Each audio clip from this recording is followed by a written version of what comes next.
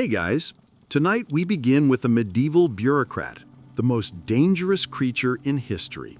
The Middle Ages were full of bizarre laws, but what most people don't know is that many of them existed because of one incredibly stupid, chaotic, or downright unbelievable event.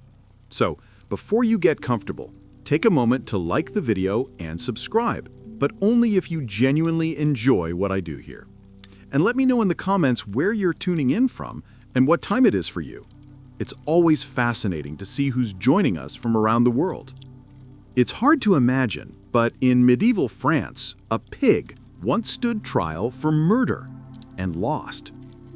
The year was 1386, and somewhere in the French town of Fireplace, a pig made history by becoming the first defendant with hooves.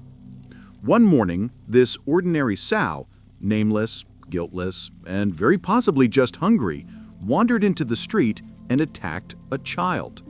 Tragic? Absolutely. But this was the Middle Ages, where logic took centuries-long naps. So instead of eating the pig or shrugging it off as farm life, the townsfolk decided to put it on trial for murder. Yes, a full trial with robes, judges, witnesses, and an attorney for the pig. The creature was chained, formally charged, and brought before a courtroom packed with serious-looking men pretending this wasn't insane. It was accused of acting with malice aforethought, which, if true, makes it one of the most intelligent pigs in recorded history. A defense lawyer was assigned, probably the most awkward gig in legal history. Imagine standing in front of a medieval jury saying, "My client oinks," in protest. The judge listened, nodded gravely, and then declared the sow guilty. Because, of course, pigs are notorious repeat offenders. The punishment? Death by hanging. The same method used for humans, because consistency matters in jurisprudence. The town gathered to watch as the pig was dressed in human clothes, shirt, breeches, and all, led to the gallows and executed in front of an enthusiastic crowd. Nothing says civilization like a public execution of farm animals. The trial caused such a stir that the Bishop of Fireplace had to intervene. Apparently, people had started executing livestock without church approval, which was a big no-no. So a new law was passed. No animal could be tried or executed without ecclesiastical authorization. In other words, even pigs now needed permission from God's middle management. The precedent stuck. Soon Europe was full of criminal animals. Roosters tried for witchcraft, goats accused of immorality, and cows fined for trespassing. Humanity had officially reached peak accountability. Everything had rights except humans. It's easy to laugh now, but in medieval logic, everything, even a pig, existed in God's moral ecosystem. And if that ecosystem went rogue, someone had to hang for it. Unfortunately, that someone was usually bacon. If there's one thing the medieval era excelled at, besides dying young and inventing unnecessary laws, it was taking jokes too far. Sometime in the 14th century in Bohemia, a bored nobleman decided that tournaments were getting repetitive. Same horses, same lances, same concussions. So he showed up to a joust with something no one expected: a goose. Not a roasted goose, not a pet goose, a fully armored one. According to local chronicles, the knight had commissioned a tiny set of plate armor for the bird, complete with a miniature helmet. He proudly declared it his squire, paraded it around the tilt yard, and even gave it a name, Sir Hiss of the Pond, because why not give your poultry a title? It was supposed to be funny, until it wasn't. During the event, the goose apparently escaped, flapping across the field in a blur of feathers and polished metal. One squire tried to grab it. The goose bit him on the hand and then promptly rammed into a horse's legs. The horse panicked, threw its rider, and chaos erupted. By the time the dust settled, 3 knights were injured, A goose was dead, and everyone had learned that birds make terrible armor bearers. Naturally, instead of laughing it off, the authorities reacted the medieval way, by legislating it. A decree was issued banning the dressing, arming, or mounting of animals in imitation of noble combatants. The ruling also extended to beasts of burden, fowl, and pets of domestic origin, which is legal Latin for "don't give your chicken a sword." The story spread across Central Europe, becoming a running joke among knights who secretly envied the goose's courage. Some even claimed it was cursed, that the spirit of Sir Hiss haunted jousts forever, flapping invisibly over tilting fields, whispering, "You'll never be as brave as me." Still, the law remained on the books for decades. Future generations read it, utterly confused, and wondered what catastrophe could have inspired it. The answer, of course, was one very determined goose and one knight with too much free time. Proof that even in the Middle Ages, stupidity had wings.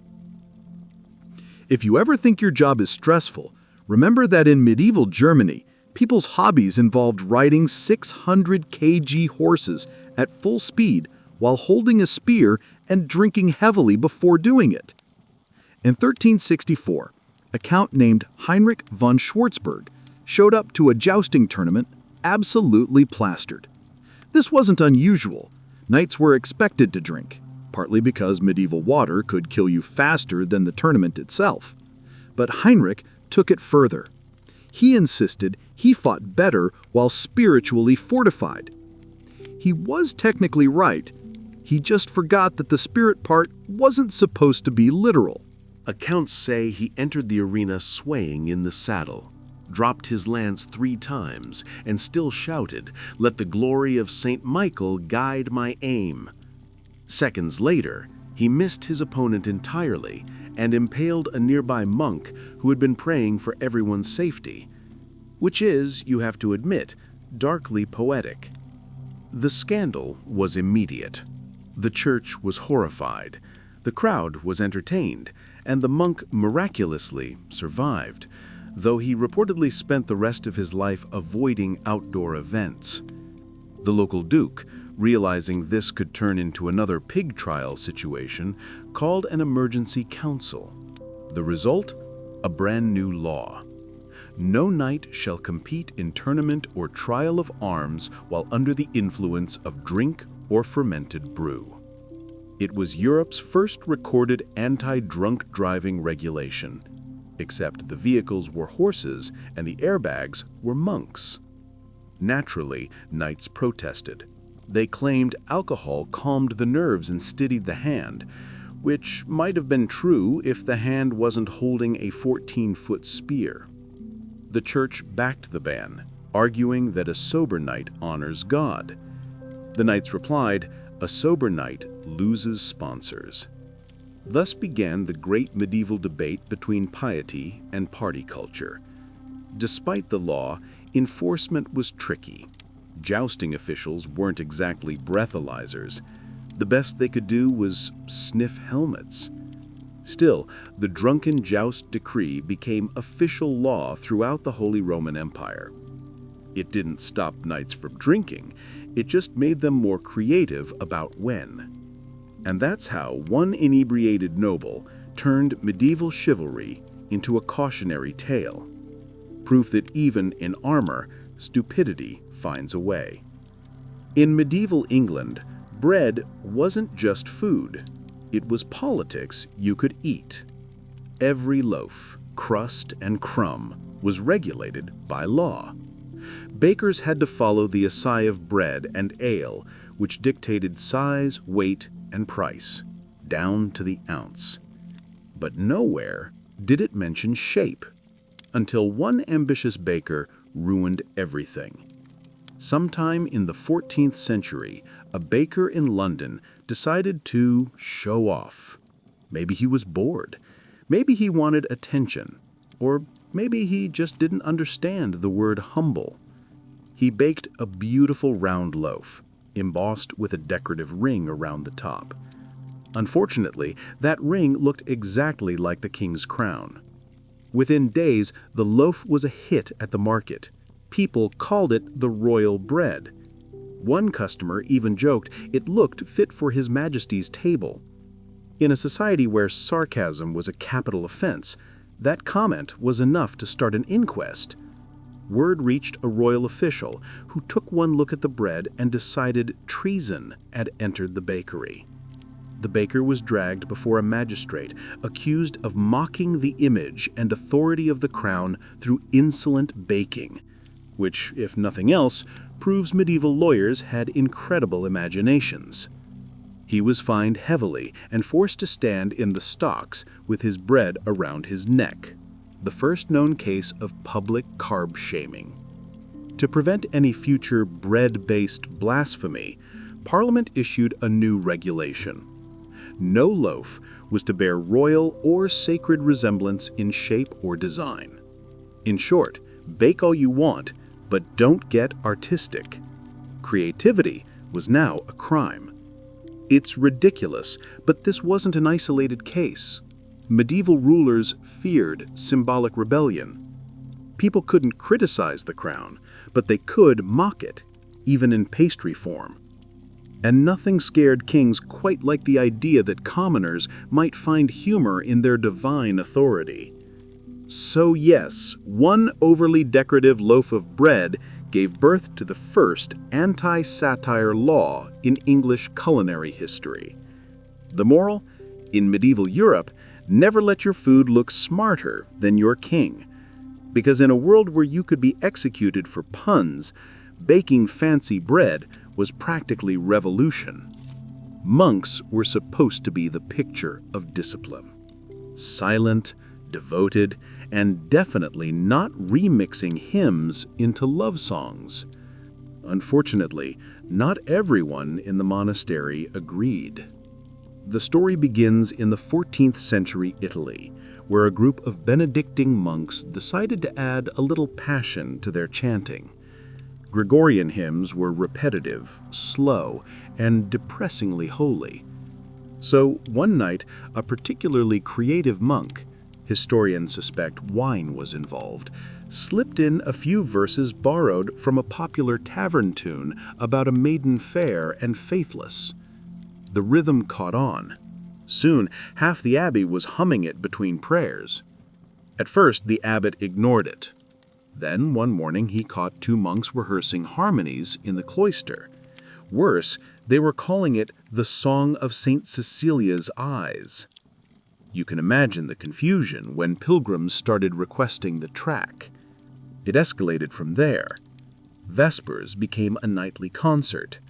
The brothers began sneaking instruments into the chapel, a lute here, a small drum there, until one night a monk brought in a tambourine, and that was it.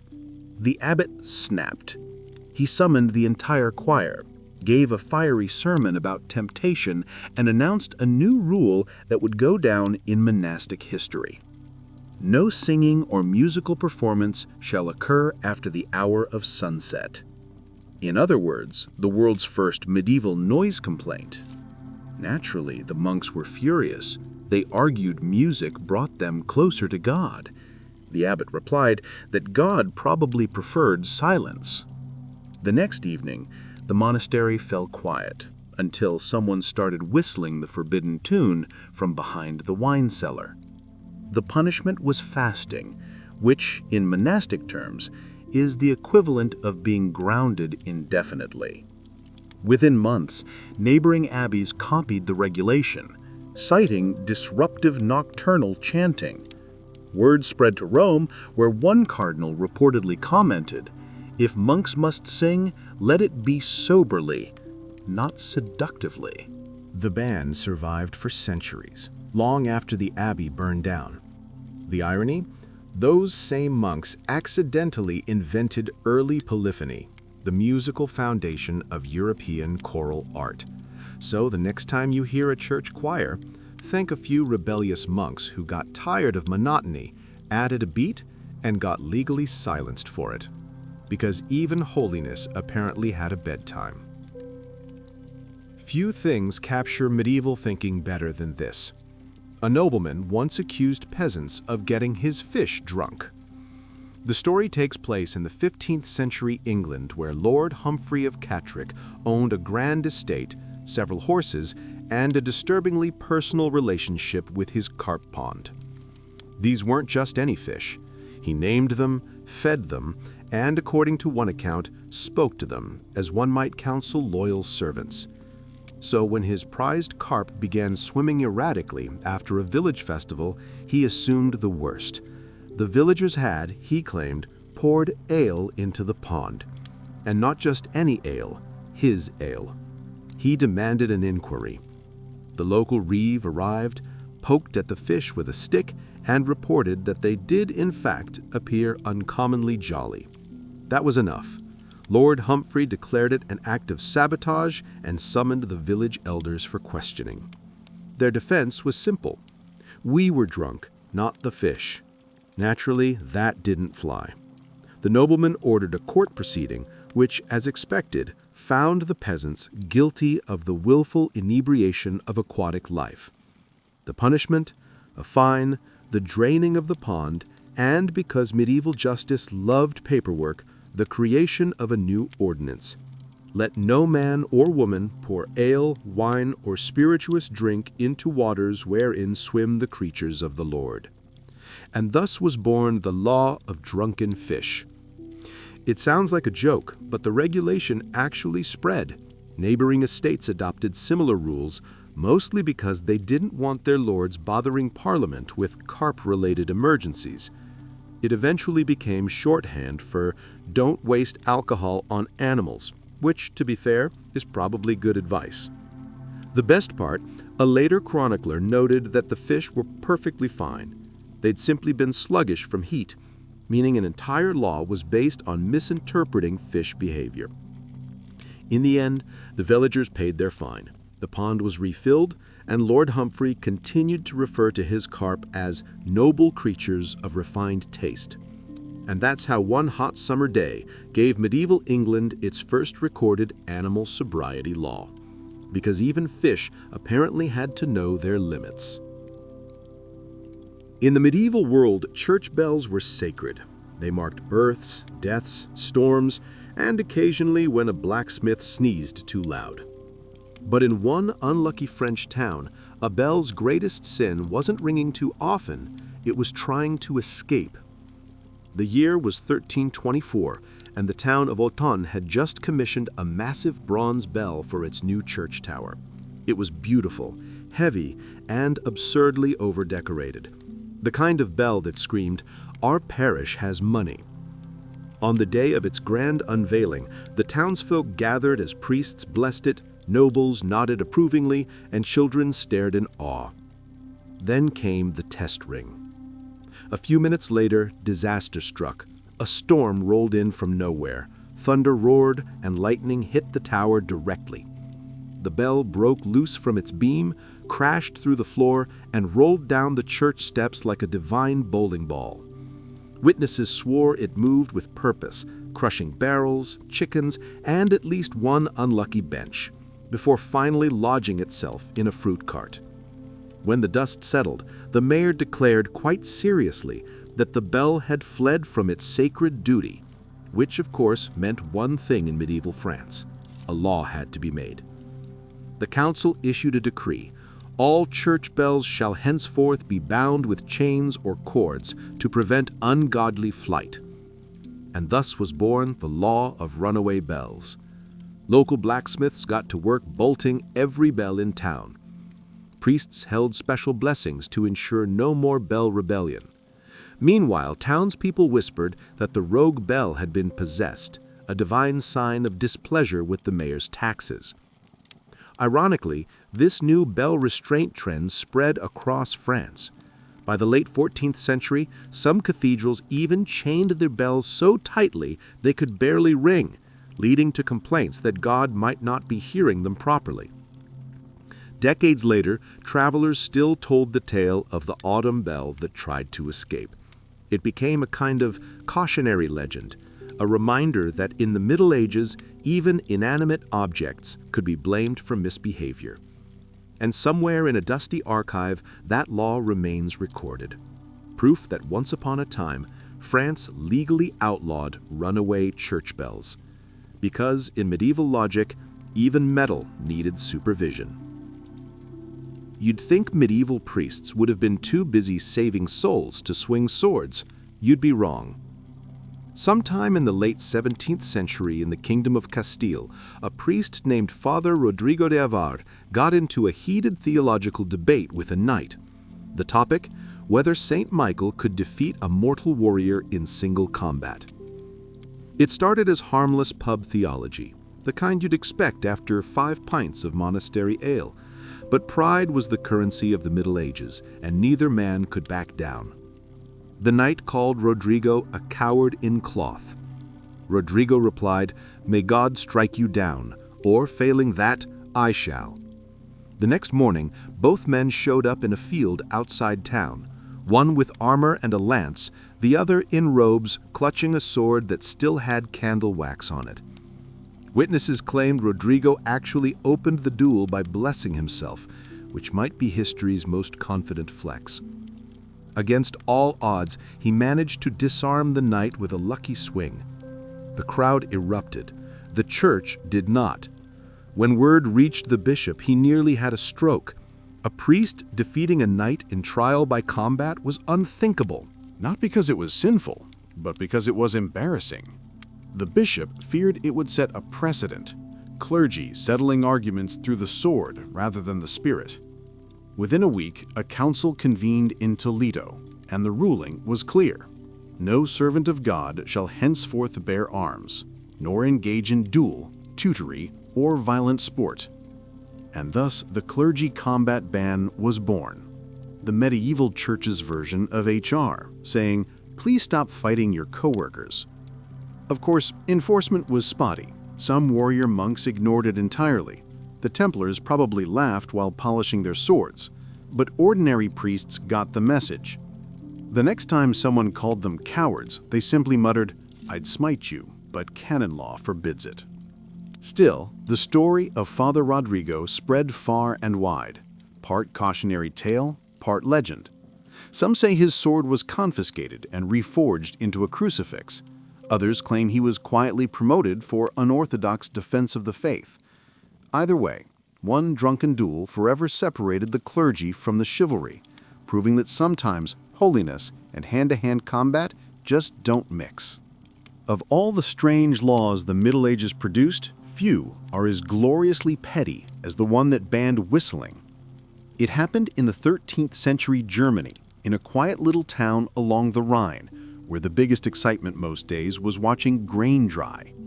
Then came Hans the Shepherd, a man with lungs like bagpipes and a whistle that could summon demons, or at least annoy everyone within a mile. Hans was famous for it. He could whistle entire hymns, bird songs, or what he proudly called the tune of the wind. The problem was that his talent didn't stop at daylight. He whistled in the morning, at dinner, during Mass, and worst of all, at night. One evening, as the legend goes, his whistling startled a noblewoman's horses just as her carriage crossed the town bridge. The panicked animals bolted, sending her straight into the river. She survived, drenched, furious, and swearing vengeance. Within days, a town council convened to discuss the disturbance of the peace by oral means. The verdict was swift and very German. No man, woman, or child shall whistle in public after the toll of the evening bell. And so began the law of forbidden whistles. Hans was devastated. He tried to argue that his music soothed the sheep and pleased the Lord, but nobody cared. The noblewoman still smelled of swamp water, and the mayor's patience was gone. When Hans was caught whistling again a week later, he was fined 3 loaves of bread and a flag of ale, the medieval equivalent of a parking ticket. Ironically, this law spread faster than the tune that caused it. Other towns adopted it, citing noise pollution and moral disturbance. Some claimed that night whistling attracted witches, or worse, tax collectors. By the 15th century, entire German provinces had outlawed nighttime whistling altogether. The funniest part? Historians found a later note in one town ledger stating, "The silence is unbearable. The sheep now cry at night." So they repealed it partially. In short, one man's melodic obsession turned into 2 centuries of legally enforced quiet hours, because in medieval Europe, even joy required a curfew. There are many reasons laws exist: to preserve order, prevent chaos, or in this case, to stop one man from sanding wood in the nude. The story comes from the 15th century Prague, a city famous for its cathedrals, scholars, and apparently very confident carpenters. During a particularly hot summer, one craftsman named Marek the Builder was repairing a section of the city wall. The sun was brutal, the air thick, and Marek, deciding that modesty was optional, stripped off everything but his work boots and continued hammering away like Adam with a hammer. By mid-morning, the spectacle had drawn quite an audience. Unfortunately, that audience included a royal procession passing through the city gate. Among the onlookers was Queen Barbara of Scilly, who was reportedly not amused. Accounts differ on what shocked her more, the nudity or the enthusiasm with which Marek waved his mallet in greeting. By evening, word had spread across Prague. A naked man labored before the queen. It sounded poetic. It was not. The city council convened immediately. There were discussions about morality, decency, and the dangers of distracting royalty with unsolicited anatomy. The verdict was unanimous. Something had to be done. Thus, the council introduced the Naked Carpenter Ordinance, a law declaring that no man or artisan shall ply his trade unclothed within sight of Her Majesty or the public square. Marek was fined, publicly lectured, and reportedly muttered, "Then perhaps the wall shall fall again." To prevent future offenses, guild masters across the city added a clause to their codes requiring appropriate attire during labor. And just like that, one sweaty carpenter gave birth to medieval Europe's first recorded workplace dress code. The story spread faster than Marek's tan lines. Other towns followed suit, enacting their own modesty laws. One chronicler even joked that Prague's men now dress for work as if attending church, thanks to one man's devotion to comfort. Centuries later, the ordinance technically remained on the books, an eternal warning that in medieval bureaucracy, embarrassment was a legislative event. And so from that day on, every craftsman in Prague worked fully clothed, not because it was practical, but because one man couldn't keep his hammer to himself. Of all the crimes committed in medieval Europe, few were as controversial as the one that landed a chicken in court. The year was 1474 in the Swiss city of Basel, a place where people took law, order, and poultry very seriously. One morning, a farmer reported that his rooster had laid an egg. This was not strictly speaking possible, but rather than celebrating the miracle, the townsfolk reacted with the same calm restraint as always. They accused the bird of witchcraft. The news spread fast. Crowds gathered outside the church, debating whether the egg was the work of the devil. A few suggested it was just a malformed yolk. Others whispered that demons were breeding poultry. Now eventually someone decided the only solution was a trial. So the rooster was formally arrested, confined in a small wooden cage, and charged with unnatural production. A public defender was appointed, which, in hindsight, feels optimistic. The trial drew hundreds. The judge solemnly listened, as witnesses swore that they had seen the egg with their own eyes, and that the bird had appeared deeply unrepentant. The defense argued that the rooster, being an animal, lacked moral agency. The prosecution counted that Satan worked through beasts. The judge nodded, clearly regretting his career choices, and declared the rooster guilty. The sentence, death by fire. On execution day, the people of Basel gathered in the square. A pyre was built, the rooster placed atop it, and the cursed egg burned alongside. Chroniclers note that many cheered, others prayed, and at least one merchant sold roasted nuts nearby, proving that capitalism never misses an opportunity. After the incident, Basel's city council passed a new ordinance. No citizen shall bring forth claims of infernal poultry without clerical witness. In short, you could still accuse your chicken of witchcraft, but only if a priest signed off on it first. Bureaucracy triumphed once again. Historians later discovered that the egg was probably an undeveloped mass of tissue, not witchcraft. But by then, the legend had taken root. And so Basel became the proud home of the world's only known rooster convicted of witchcraft. A reminder that medieval justice always gave everyone their day in court, even breakfast. In a world that feared witches, ghosts, and improperly cooked stew, it was only a matter of time before someone accused footwear of supernatural activity.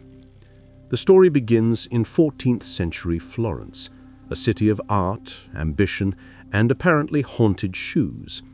A local cobbler named Giovanni de Rassi was known for his craftsmanship. His boots were sturdy, his slippers elegant, and his gossip unmatched.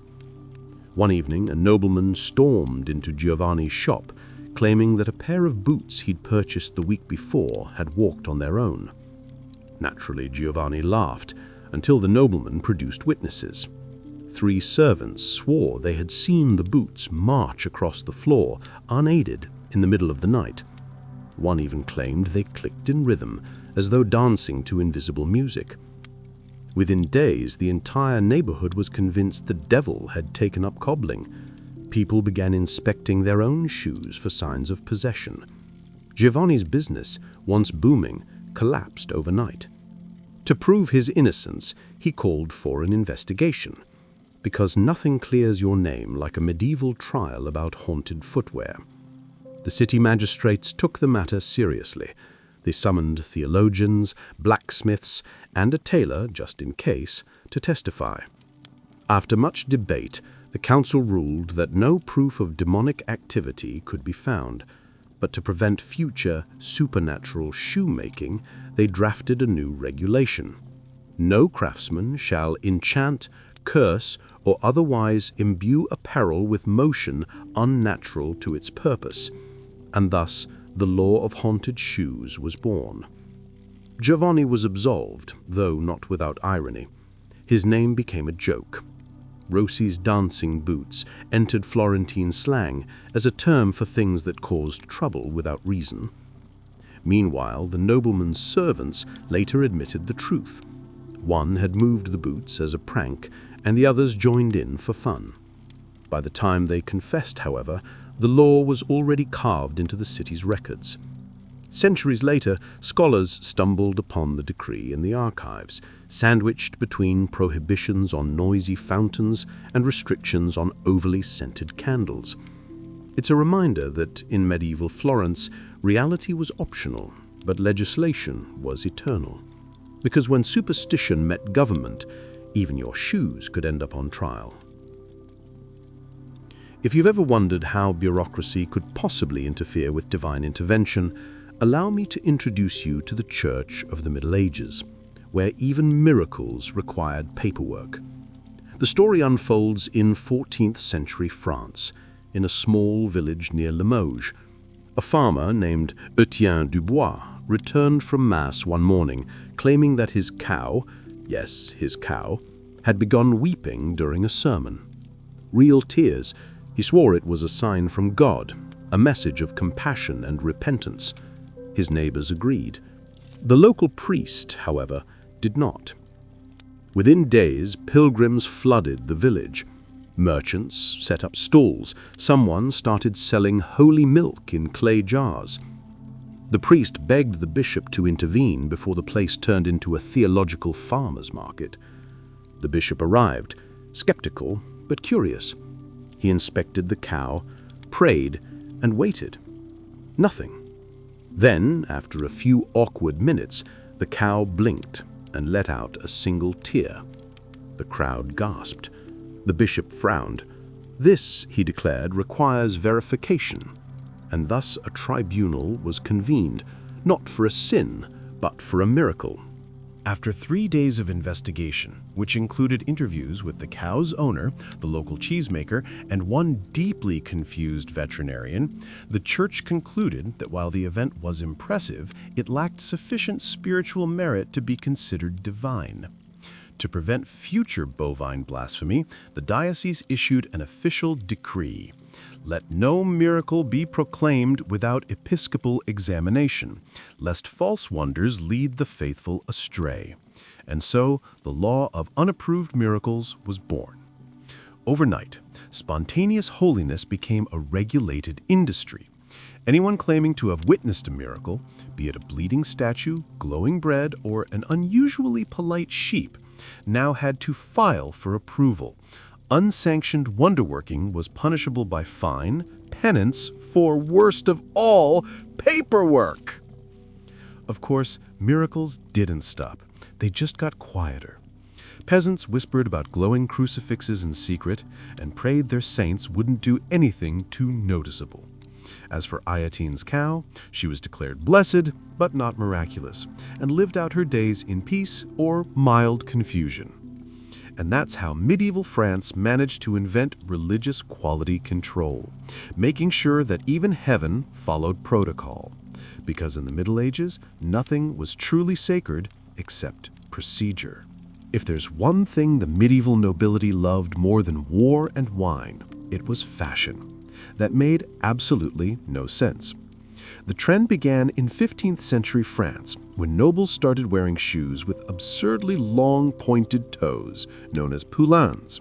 At first they were just stylish, long, narrow, and mildly impractical. But like all fashion trends, someone had to take it too far. By the 1460s, the elite were strutting around with shoes so long they had to tie the tips to their knees with ribbons just to walk straight. One chronicler noted that some noblemen's poulains were as long as their dignity was short. Another claimed you could tell a man's rank by how far his shoes stuck out, which meant social climbing became dangerously literal. Then came the incident during a grand mass in Paris. A duke, possibly named Jean de Bourbon, though historians disagree, tripped over his own shoes while kneeling. He crashed face first into a candle stand, setting part of his robe on fire and nearly immolating a bishop. The congregation panicked, the choir screamed, and the duke, scrambling to his feet, promptly tripped again. It was a scene straight out of slapstick, except everyone involved had titles and incense. The king, upon hearing the story, was not amused. He summoned his advisors and declared that fashion must never again endanger the church. And so, in an act of pure royal pragmatism, Parliament passed the toe-length law. No man shall wear shoes with points exceeding 2 inches beyond the foot, upon pain of fine or public ridicule. The nobility was outraged. The Shoemakers' Guild despaired. Peasants, meanwhile, cheered, though mostly because it gave them something to gossip about while ankle-deep in mud. Naturally, some nobles rebelled, cutting their shoes at the allowed limit, but stuffing the toes with wire to extend them secretly. Others held clandestine long shoe gatherings, flaunting forbidden footwear by candlelight like smug heretics of fashion. But the king's decree held. Within a decade, the ridiculous points vanished from court life. It said that one anonymous poet summed it up perfectly. Once men's toes reached heaven, now their sense does. And thus, one duke's clumsy combustion brought reason and shorter shoes back to France. The medieval ages were a time of faith, invention, and complete disregard for physics. So it was only a matter of time before a monk decided that if angels could fly, he probably could do. The man's name was Eomer of Malmesbury, a Benedictine monk from the 11th century England. He was known for his intelligence, curiosity, and apparently his very limited sense of self-preservation. Fascinated by birds and scriptures alike, Eomer became convinced that flight was possible, not metaphorically, but literally. According to chroniclers, he studied the wings of eagles, observed the wind, and eventually built his own prototype glider using wood, cloth, and divine optimism. He told his fellow monks he was seeking to understand God's creation. They probably nodded politely, assuming it was a metaphor. It was not. On a bright day, around 1010, Eomer climbed to the top of Malmesbury Abbey, strapped on his handmade wings, and leapt into the air. For a few glorious seconds, it worked. He soared above the courtyard, wind rushing through his habit, the monks below shouting either prayers or expletives. Historians aren't sure which. But then, as with all medieval engineering projects, gravity made its inevitable comeback. Eomer crashed spectacularly into a dung heap, breaking both legs, but somehow surviving. As he was carried off, he reportedly muttered, "I should have made a tail." The church was less amused. They declared his experiment reckless and bordering on hubris. The abbot convened a council and issued a new rule: let no man of the cloth attempt to fly under threat of penance or expulsion. And thus was born the ban on flying monks. From that day onward, monks were officially grounded, literally and spiritually. Eomer, undeterred, spent the rest of his life predicting the return of Halley's Comet, proving that even after nearly killing himself, he was still centuries ahead of everyone else.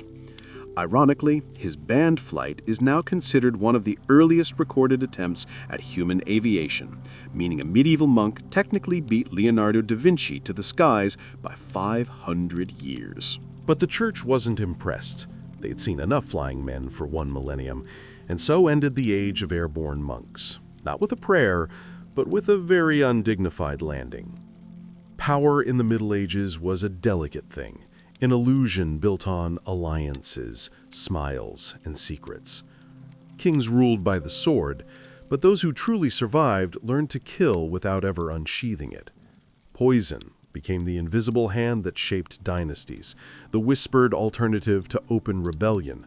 It was cleaner than bloodshed, quieter than daggers, and infinitely more terrifying.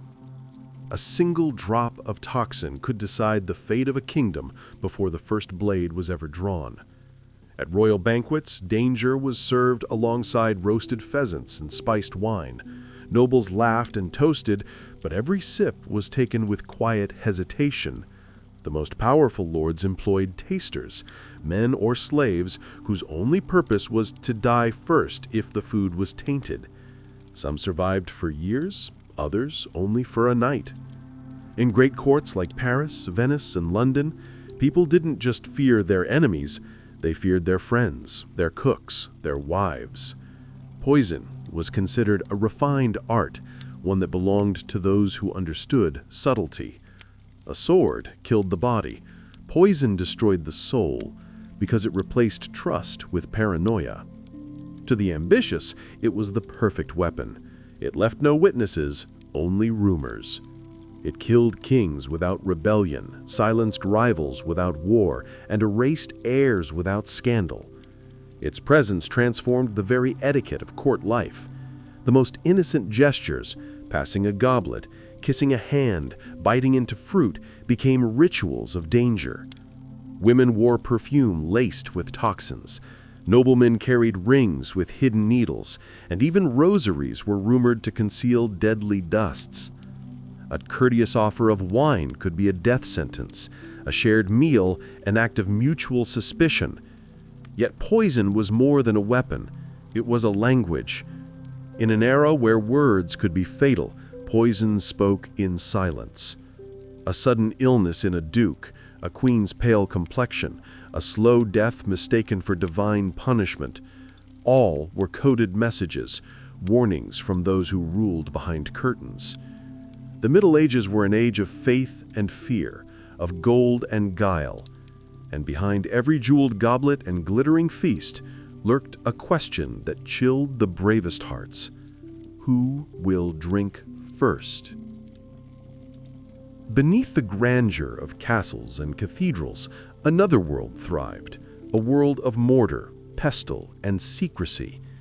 The apothecaries of the Middle Ages were the quiet alchemists of power, their shops heavy with the scent of herbs, oils, and something darker. To the public, they were healers, preparing ointments for burns or tonics for sleepless nobles. But behind locked doors, they mixed death with the same precision as medicine. A few grains too many could silence a bishop. A drop too few could let him live to denounce his murderer. These men and women walked a fine line between science and sorcery. Their shelves were lined with glass jars of nightshade, belladonna, hemlock, and mercury, all perfectly legal in the right hands, utterly damning in the wrong. Many of them were students of old Greek and Arabic texts, blending Hippocrates with whispers from Persia and Egypt. They spoke of philosophical poisons, concoctions that killed slowly, beautifully, and without leaving a trace. Royal courts coveted them, feared them, and punished them in equal measure. A good apothecary could make a prince sleep forever, yet the same man might be burned as a heretic if his concoctions ever turned against the crown. Some found safety by aligning themselves with queens or powerful mistresses, offering them protection in the form of vials hidden in jewelry boxes.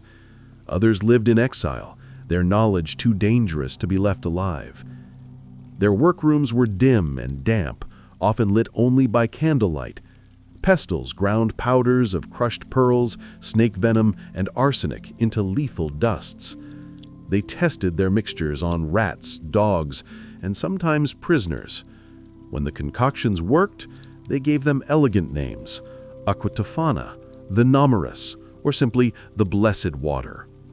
In truth, they were curses disguised as cures. And yet, amid the death, there was fascination. Even kings admired their precision. Apothecaries represented the edge of human control over nature, the power to decide who would live and who would die without lifting a blade. To the devout, it was sin. To the ambitious, it was genius. Every vial held a story, every powder a secret. And when the scent of rosemary and sage drifted through castle corridors, even the most faithful prayed it wasn't hiding something bitter underneath. If poison had a patron saint, it would have been a queen. In a world ruled by men and sharpened steel, royal women discovered that the deadliest power came not from muscle, but from subtlety. Their weapons were not swords or armies, they were goblets, cosmetics, and whispered smiles. When marriage meant alliance and betrayal meant survival, the cup became as dangerous as the crown itself. The great courts of Europe were stages of performance, and queens learned to act beautifully while plotting silently. In England, rumors claimed that Eleanor of Aquitaine's court dined in fear, that rivals grew pale and sick after sharing her table. Whether true or not, the story stuck, because in the Middle Ages, belief was as potent as any venom.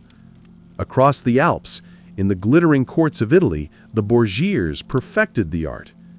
Lucicia Borgia, daughter of Pope Alexander VI, became legend. Her reputation was so stained by rumor that her name alone came to mean treachery wrapped in silk. It was said that Lucrezia wore a ring with a hidden compartment under a rotating gemstone. A single twist could release a drop of poison into a cup or onto a fingertip offered in greeting. One sip, one kiss, and a man might begin to cough his last confession. Whether she truly used it or not mattered little. Fear itself was power, and Lucrezia wielded it masterfully. Other women followed her example. Queens in France and Spain learned to command their own apothecaries, demanding mixtures that could soften a husband's temper or erase him entirely. Lovers, courtiers, even nuns played this silent game where passion and poison danced together. Love potions were sold by the same merchants who supplied assassins. Many women pretended to seek affection when, in truth, they sought freedom. And yet, for all their cunning, the risk was enormous. If caught, even royal blood could not wash away the stain of murder. A queen might trade her crown for a noose, her beauty for eternal infamy. But in a time when every alliance was fragile, when men held the sword and the throne, These women found their rebellion in secrecy, in the shimmering depths of a jeweled cup. The art of poisoning relied on deception, on taste, texture, and timing. A deadly meal in the Middle Ages did not look suspicious, it looked delicious. Honey-glazed meats, imported wines, and candied fruits from distant lands all provided the perfect camouflage. Poison was tasteless to the careless, but a master assassin could make it part of the flavor. Cinnamon could mask arsenic, wine could hide belladonna, and thick soups could carry death as easily as salt. At royal tables, food became theater. The kitchen was both a battlefield and a laboratory. Cooks were interrogated before banquets, tasters were summoned like priests, and the first biter every dish was an act of courage. Some courts even introduced elaborate rituals. The host would eat from every dish first, or servants would perform mock tastings to display loyalty. Still, people died. And when they did, the symptoms, vomiting, seizures, fever, and delirium, were often blamed on divine punishment or bad humors. Few understood the science of poison. Even fewer dared to question it. The poisoners, however, understood everything. They knew that timing mattered more than dose. Too fast, and suspicion rose. Too slow, and the target might flee or recover. The ideal poisoner aimed for elegance. Death after a day or two, just enough time for rumors to grow and for enemies to make mistakes. Chronic poisons were especially admired. Mercury, antimony, or lead could mimic illness for weeks before killing cleanly. These slow deaths fooled even physicians, who often prescribed more of the very medicine that was killing their patient. One of the most notorious examples was aqua tofana, a colorless concoction of arsenic, lead, and belladonna. It was sold to noblewomen in small vials, disguised as holy water from St. Nicholas's Church in Naples. A few drops in a husband's soup, and the widow could mourn with perfect innocence. Authorities eventually caught its maker, Julia Tofana, but not before hundreds, perhaps thousands, had died. And yet the fascination endured. To poison in the Middle Ages was to manipulate fate itself, to play God with a spoon and a smile. Every banquet was a gamble, every toast a prayer. And as the candles burned low and the goblets clinked, death waited patiently among the silverware. By the late Middle Ages, poison had become so refined that its trade demanded organization. Not every killer used a blade. Some wore robes, counted beads, and pretended to serve God. Hidden beneath monasteries, apothecaries, and even cathedrals, secret networks of poisoners began to emerge. Men and women who sold silence in bottles. These were the guilds that no king dared to acknowledge, though many quietly relied on them. The line between saint and sinner blurred within their ranks. Many of these poisoners began as physicians or herbalists, trained in monastic libraries where knowledge of plants was considered divine wisdom. They learned how to heal fevers, soothe wounds, and how to reverse the process entirely. A tincture of monkshood could purify a body. A dose of belladonna could send a soul to judgment. Some took holy vows by day and mixed venoms at night, believing themselves instruments of justice rather than murder. Church authorities knew, they always knew. But as long as the death served holy or political purposes, eyes were conveniently closed. The papal courts of Rome, the bishops of France, even the inquisitors themselves sometimes sought these holy apothecaries. A pope could not draw a sword, but he could bless a vial. And when heretics, rivals, or inconvenient nobles fell sick after a papal feast, no one dared to speak. The guilds communicated through coded prayers and symbols. A sprig of wolfsbane carved into wood might mark a safe house. Letters were written in recipes. Add 2 parts of trust, 1 of forgiveness, meant 2 drops at supper, 1 at confession. Even the confessional booth became a place of negotiation, where guilt and payment were both whispered in equal measure. But the church's shadow was not eternal. In time, scandals broke through. Bodies of cardinals and courtiers began piling up faster than grace could explain. Trials were held, but always in secret, always with missing witnesses. Some poisoners vanished into abbeys. Others, like the infamous nun of Hildesheim, were buried alive in cloisters to preserve their silence. Still, the knowledge survived, because poison, unlike a sword, could not be confiscated. It lived in the mind, carried in prayers, hidden in the rituals of faith.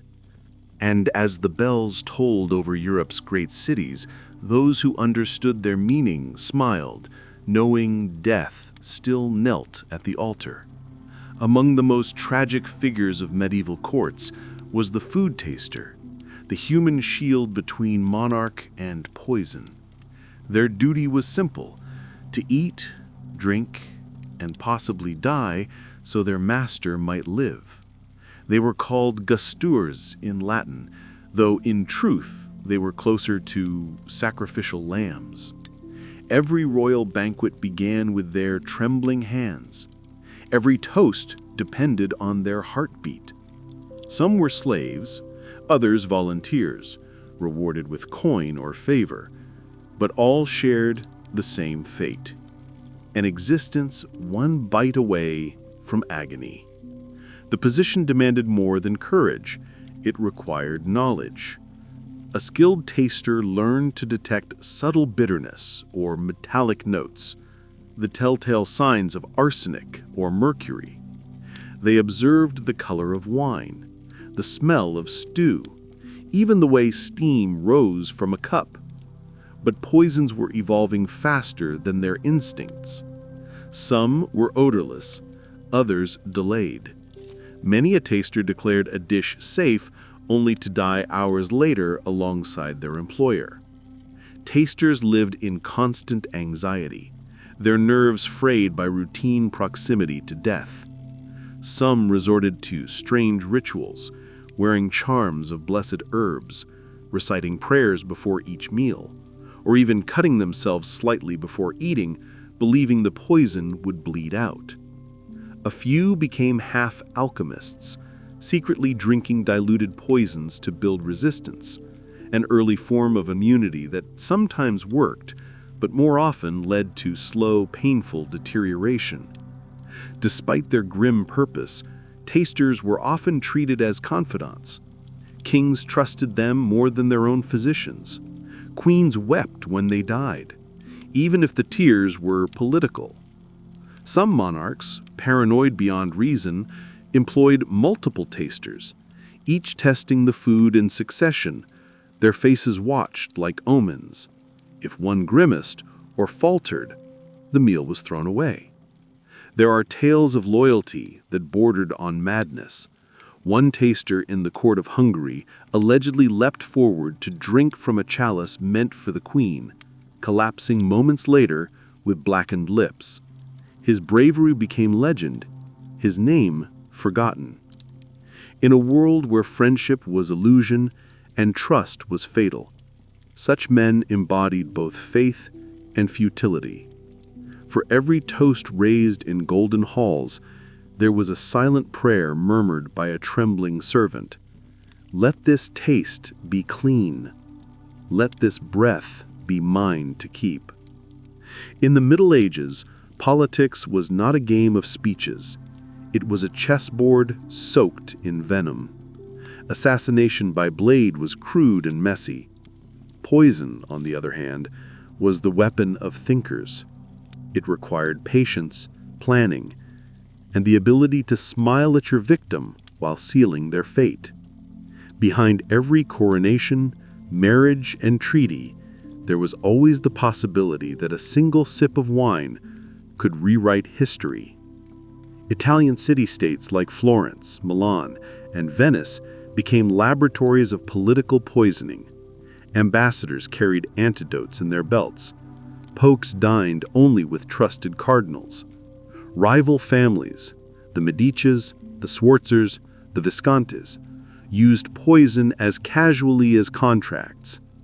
A sudden fever was rarely divine. When diplomacy failed, a banquet invitation often followed, and within days, the problem was solved. No soldiers needed, no public scandal, just a discreet funeral and a new alliance. France and England were no different. In the 100 Years' War, noble women sent poisoned gloves and perfumed handkerchiefs to enemy courtiers. Henry VIII's court whispered endlessly about mysterious deaths. Anne Boleyn's rivals fell ill too often to be coincidence. Even monks serving in royal kitchens were accused of corruption. The kitchens of kings became political minefields, every loaf and bottle a possible instrument of treason. The church tried to condemn poisoners, but secretly benefited from them. Cardinals poisoned other cardinals. Popes blessed the deaths of kings who defied them. God's will, they said, but God's will conveniently aligned with papal politics. Even crusaders carried vials of venom to Saracen leaders, claiming it was holy justice. Some rulers weaponized fear itself. Frederick II of Sicily was rumored to host banquets where he fed prisoners small doses of toxins, observing their deaths as experiments. His court physicians kept notes like scholars. Such scientific cruelty spread across Europe. Kings wanted to know which poisons killed cleanly, which left the body unmarked, and which could pass as disease. The result was a continent ruled by paranoia. Trust died before most rulers did. Friendship was a liability, and hospitality a potential trap.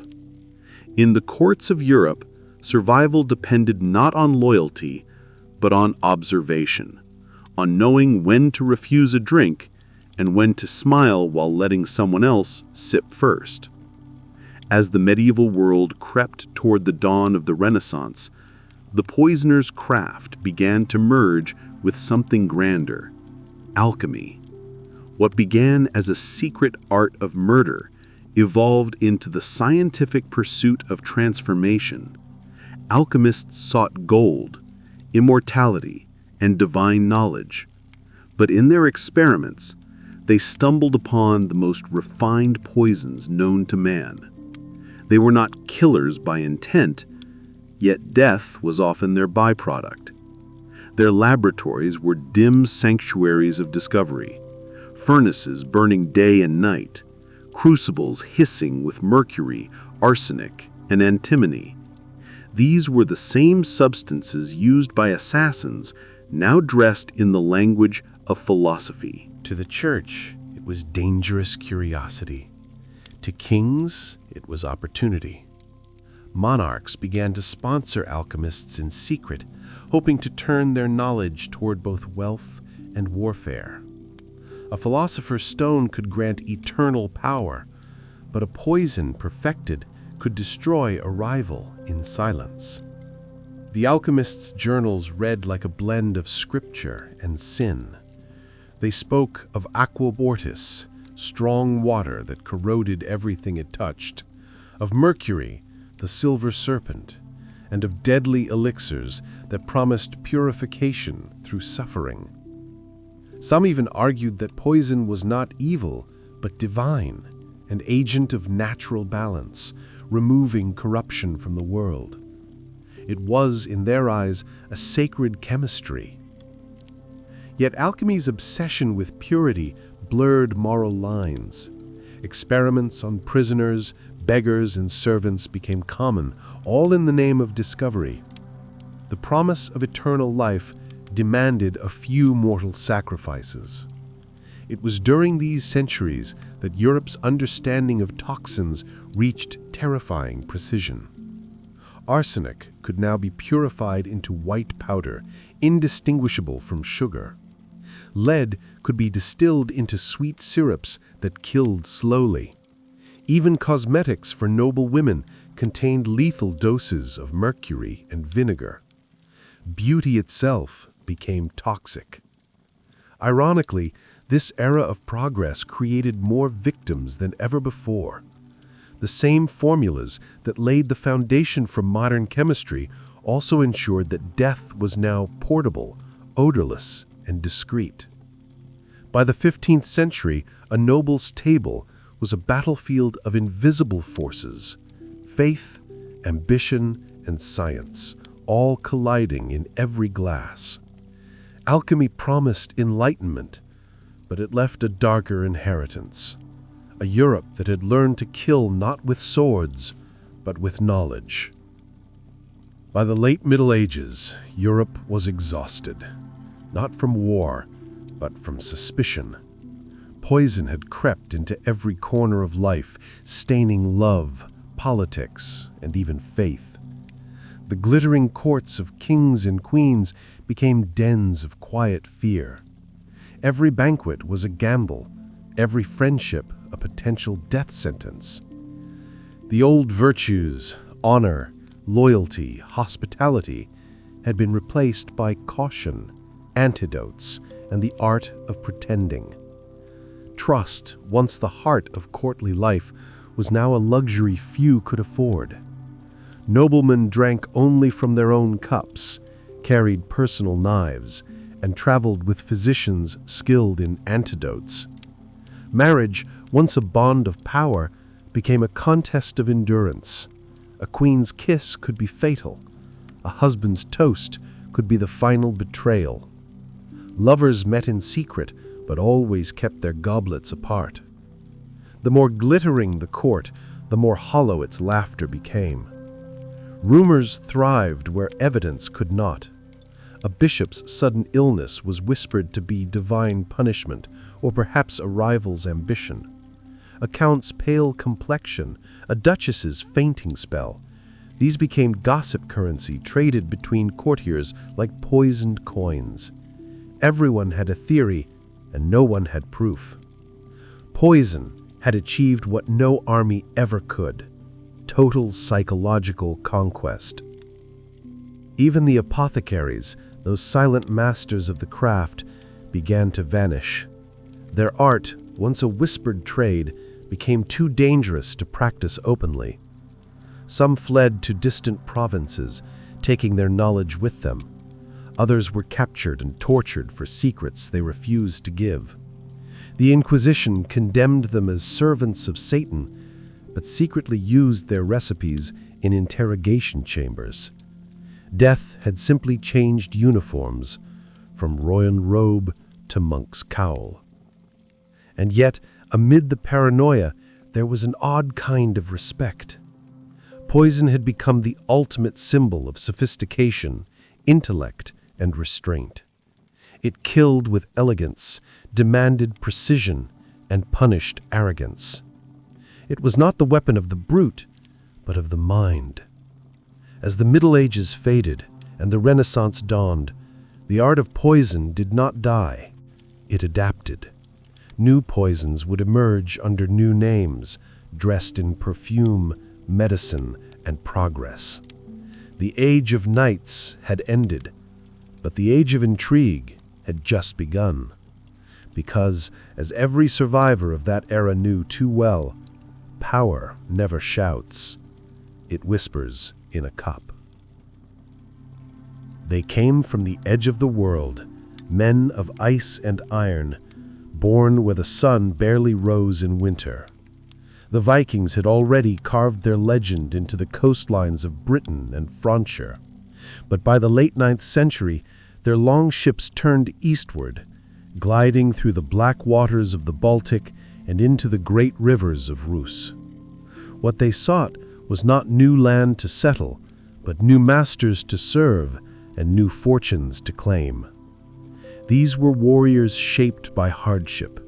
They had grown up in frozen fjords, trained since childhood to wield axe and shield with effortless brutality. Their world was ruled by honor, blood, and silver. Raiding was survival. Loyalty was a contract paid in gold. So when word spread that far beyond Kiev lay a city of marble and gold, Constantinople, the queen of cities, they listened. It was said the Byzantine emperor himself hired northern mercenaries as his personal guard, men who would answer to no general, no local noble, only to the throne itself. The journey was long and merciless. They followed the great rivers, the Dnieper and the Volga, hauling their ships overland, battling storms, wolves, and steppe raiders. Many died before ever glimpsing the Aegean. But those who survived reached a world unlike anything they had ever imagined. Where the north offered ice and pine, Constantinople dazzled with domes of gold, perfumed markets, and cathedrals that touched the clouds. To the Byzantines, these Norsemen were both terrifying and useful. They were giants in furs, speaking a language no Greek could understand, wielding axes that could split armor like butter. Yet beneath the savagery was discipline, the kind forged by endless battle. The emperor recognized something rare in them, loyalty that could not be bought twice.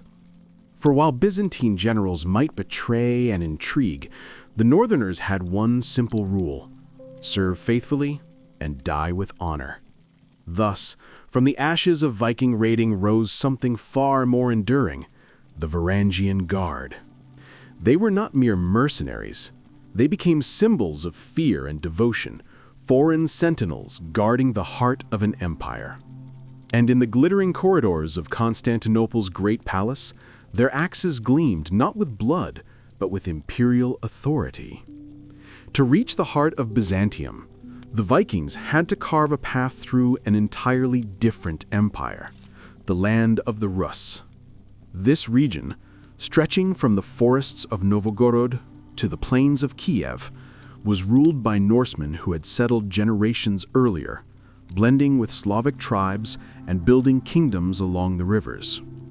They were kin to the Varangians, descendants of Rurik and Oleg, Vikings turned princes who had traded their sails for crowns.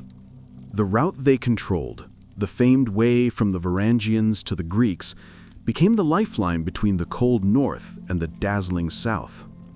Through this corridor, long ships drifted past misty banks and wooden fortresses. The Dnieper River became both road and trial. Its rapids, called the Dnieper Cataracts, were feared even by seasoned sailors. Warriors had to drag their ships across rocks, while hostile tribes watched from the tree line waiting to strike. A single ambush could end an expedition before it ever saw profit. But the lure of Byzantine gold outweighed fear, and so year after year, Norsemen risked the journey. At the heart of this route stood the city of Kiev, ruled by the Grand Prince. It became a trading hub where furs, slaves, honey, and amber were exchanged for silks, spices, and coins stamped with the emperor's face. Here, Byzantine envoys and Viking chieftains haggled under banners that mingled the cross and the hammer of Thor. Many Varangians swore service in Kiev first, fighting for the Rus' princes before moving south to seek the emperor's favor. By the time they reached Constantinople, they were no longer mere raiders. They were veterans of the river wars, tempered by hardship and united by purpose. The Byzantines called them Varingoi, from Varengar, meaning oathman, and their oaths were sacred. Once sworn to the emperor, he was his unto death. Their arrival at the imperial court caused both fascination and unease. These towering foreigners, with braided beards and axes taller than children, stood out amid the polished marble and perfumed courtiers. Yet their reputation preceded them. They had not come to beg or bow. They had come to serve, and in doing so, to carve their saga into the empire's story. The rivers of Rus had carried not just merchants, but destiny. When the first Varangians arrived in Constantinople, the Byzantine Empire was weary from betrayal. Generals plotted against emperors. Palace eunuchs traded secrets like currency, and loyalty was a rarity, even among nobles. The imperial throne, gilded and glorious, sat upon a bed of daggers. Emperor Basil II, known to history as the Bulgar Slayer, understood that survival required more than soldiers. It required men who could not be bought. That is why he turned to the north. In the year 988, after the conversion of Prince Vladimir of Kiev to Christianity, Basil struck a deal. Vladimir sent 6,000 of his fiercest warriors to Constantinople in exchange for imperial marriage, ties, and gold. These men, battle-hardened and untamed, became the foundation of the Varangian Guard. From that moment, they were bound by oath to the emperor himself, loyal to him alone, even above the empire they served. Their pledge was sacred, sealed not by parchment, but by blood and faith.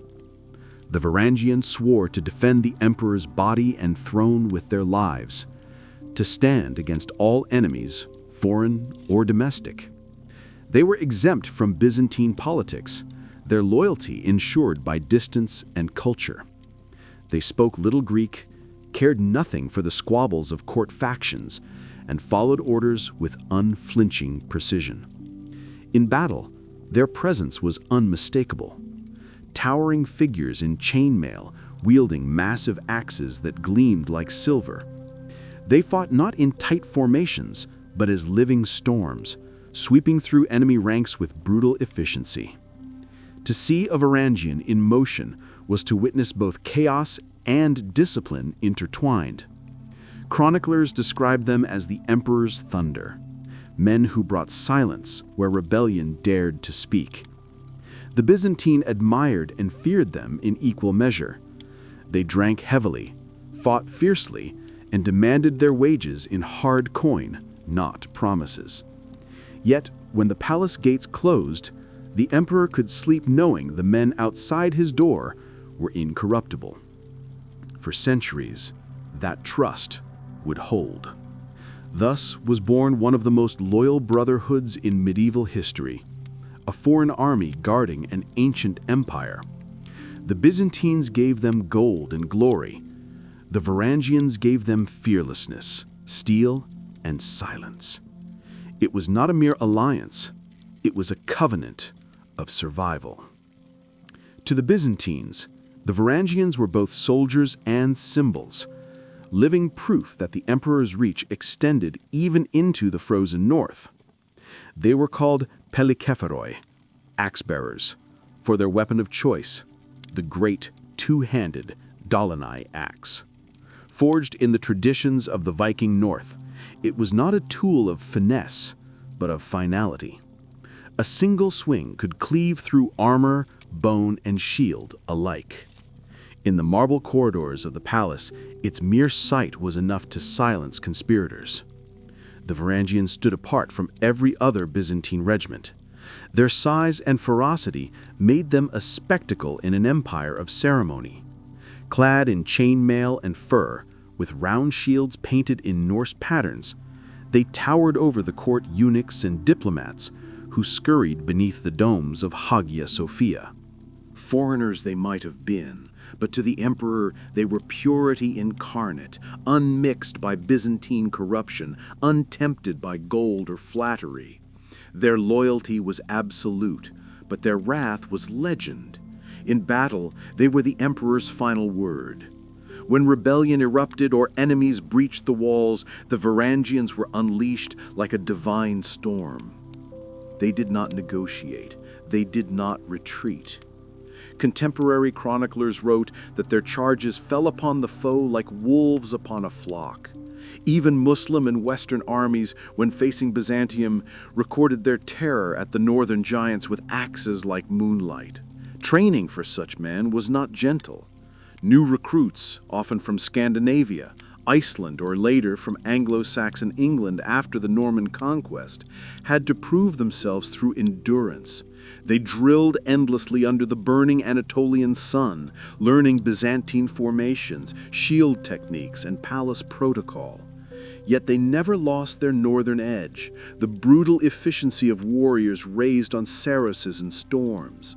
When they guarded the emperor in procession, their axes glinted in the sun, a reminder to all that divine authority had muscle behind it.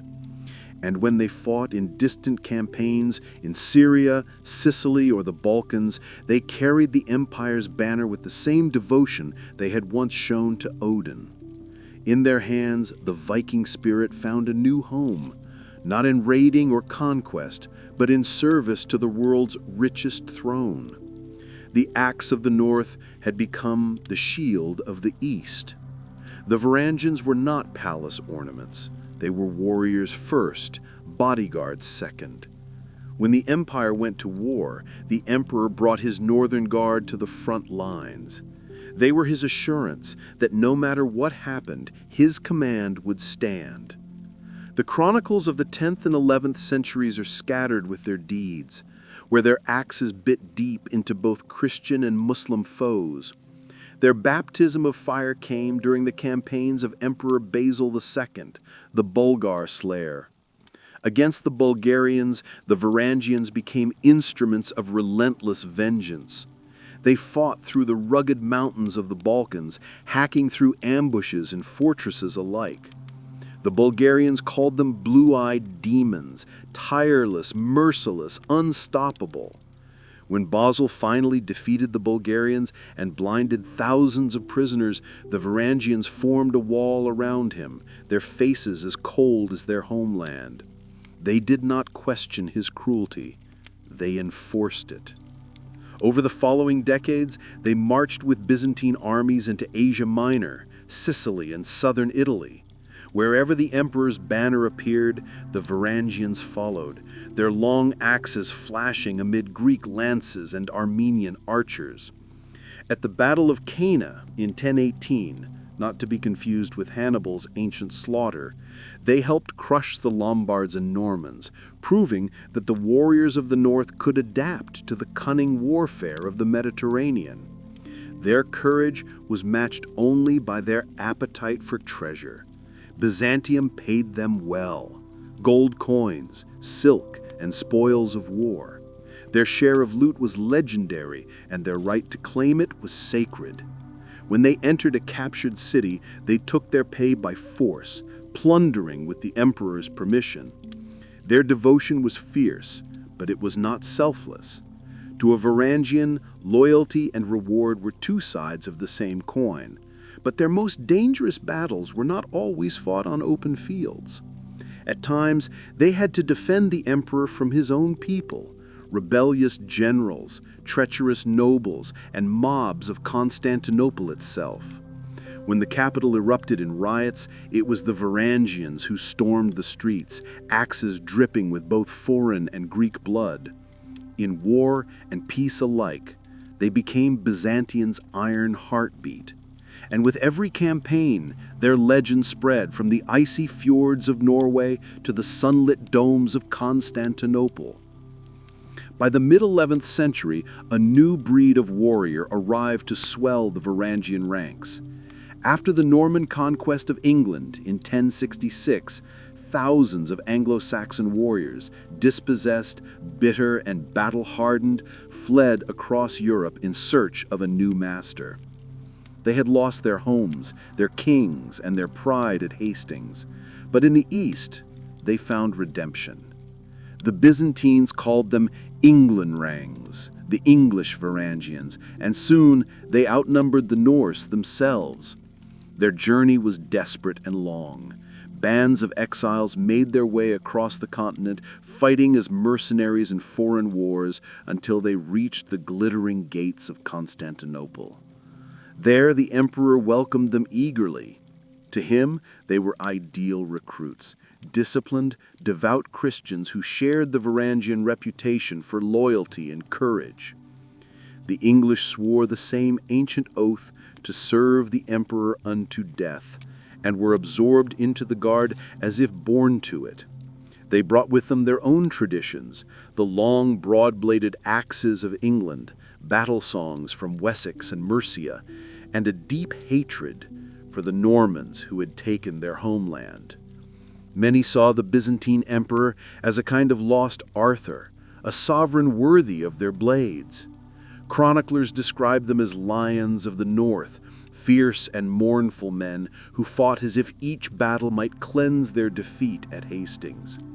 In time, the Varangian Guard became a tapestry of northern blood. Scandinavians, Englishmen, Danes, and Icelanders serving shoulder to shoulder beneath the double-headed eagle. They still drank hard, swore loud, and fought with terrifying precision. But they had also become something new. Byzantine poets wrote that their voices echoed like thunder in the corridors of the great palace, and that their laughter shook the marble columns. They guarded emperors, crushed rebellions, and even served as ambassadors abroad. Yet among themselves, they remained fiercely independent, keeping their sagas and runes alive in secret halls within the city. The Anglo-Saxon Varangians gave the Guard new energy, new numbers, and new grief. They were men who had lost everything except their code. In Constantinople, that code found purpose once again. Iron loyalty, honest service, and vengeance cloaked in discipline. For an exiled warrior, no reward was greater than honor restored in a foreign empire. To the outside world, the Varangian Guards seemed like a band of mercenaries, but within the marble walls of Constantinople, they were far more. A symbol of divine protection. They guarded not just an emperor, but the idea of the emperor. To stand among them was to stand between chaos and civilization itself. Every Byzantine ruler knew that his throne might one day crumble beneath intrigue or invasion. Yet as long as the Varangians stood by the palace gates, no dagger could strike him unawares. Their duties went far beyond the battlefield. They stood watch at every imperial ceremony, coronations, triumphs, processions through Hagia Sophia. Draped in armor of gold and blue, their axes resting upon their shoulders, they looked less like men than statues come to life. Foreign envoys who entered the palace often wrote home about them, towering northerners with blonde beards and eyes like frozen rivers, whose silence was more terrifying than any threat. When they struck their axes upon the marble floors in salute, the sound echoed through the entire palace like a thunderclap of loyalty. Inside those same halls, they guarded the emperor's private chambers, his treasury, and the sacred relics of the empire. The keys to those doors were not trusted to eunuchs or nobles, but to the Varangians. They slept near the emperor's quarters, ready to die before allowing harm to reach him. When an emperor died, it was the Varangians who sealed the gates, ensuring a peaceful succession, or at times, enforcing a violent one. Their loyalty was to the throne, not the man who occupied it. Yet their discipline was not purely obedience. It was pride. To serve in the Guard was the greatest honor a northern warrior could achieve. Many spent their wages on gifts for their families back home, sending Byzantine gold across the seas. Others retired to estates in Greece or Anatolia, blending into local life, but most never left the palace's shadow. For nearly 2 centuries, they stood as Constantinople's unbreakable wall. When enemies stormed the capital, they were the last to yield. When emperors were crowned, they were the first to kneel. The Varangian Guard was not merely the emperor's shield, it was his soul in steel. Loyalty in Byzantium was a fragile thing, but the Varangians gave it weight in steel. When others betrayed, they avenged. When generals rebelled, they executed. Their reputation as incorruptible guardians made them both revered and feared. Because when an emperor fell, it was often the Varangians who delivered the final blow. The empire's throne changed hands countless times between the 10th and 12th centuries, often soaked in blood and ambition, and every coup had one question at its heart: whose side are the Varangians on? Their oath bound them to the throne, but not necessarily to the man wearing the crown. If the ruler was overthrown through legitimate proclamation, the Guard adapted with chilling efficiency. But if betrayal reeked of treason, their axes spoke for justice. One of their most infamous interventions came in 1078, when Emperor Nicephorus III was deposed by Alexios Komnenos. The palace descended into chaos as conspirators swarmed through the corridors, but the Varangians held the gates, forming a human fortress around the aging emperor. Chroniclers say they guarded him to the end, escorting him unharmed into monastic exile. They could have turned and killed him for profit, but they did not. They obeyed the law of loyalty, not politics. Yet there were darker moments. When Emperor Andronicus Comnena seized power in 1183, he unleashed the Varangians against his enemies in the palace itself. Witnesses describe the corridors running red as the guard carried out executions with mechanical precision. Men were dragged from the banquet halls and beheaded before the marble icons of Christ. To the Varangians, it was not cruelty, it was duty. Their very presence became a form of psychological warfare. The emperor's enemies did not fear exile or prison. They feared hearing the echo of Varangian boots outside their chamber at night. To face the imperial guard was to face death and, worse, dishonor. Still, they remained strangely untainted by the corruption surrounding them. The guard did not plot or scheme. They did not rule. They enforced. In a world where treachery was as common as prayer, they were constant, brutal, disciplined, and incorruptible.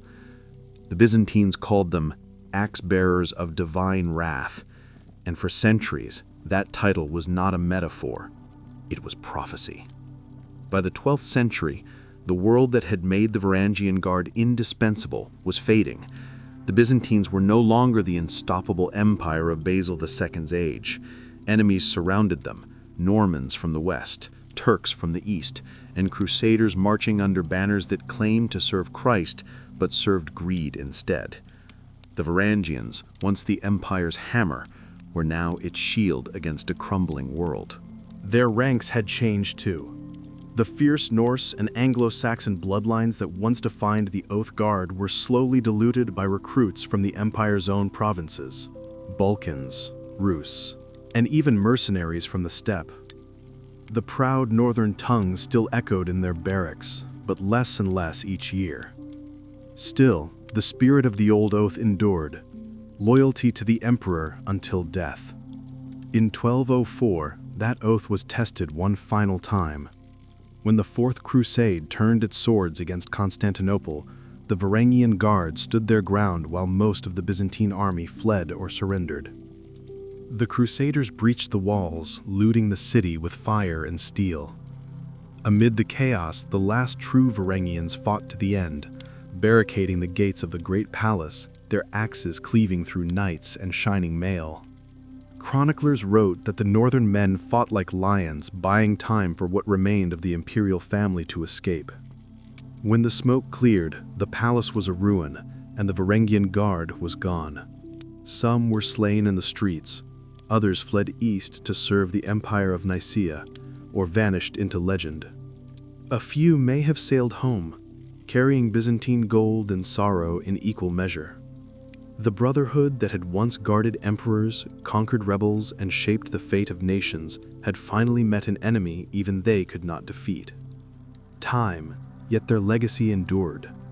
For centuries afterward, travelers told tales of axe-bearing giants who once stood watch beside golden thrones.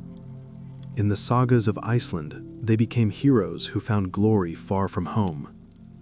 In Byzantine memory, they remained the ideal of loyalty, foreigners who understood the empire better than many born within it. The Varangian Guard was more than an army. It was an oath made flesh. And though their axes rusted and their halls fell silent, the echo of their loyalty still rang through history, unyielding, unbroken, eternal. When the first Crusader knights rode east, they swore vows that made them sound like saints in armor.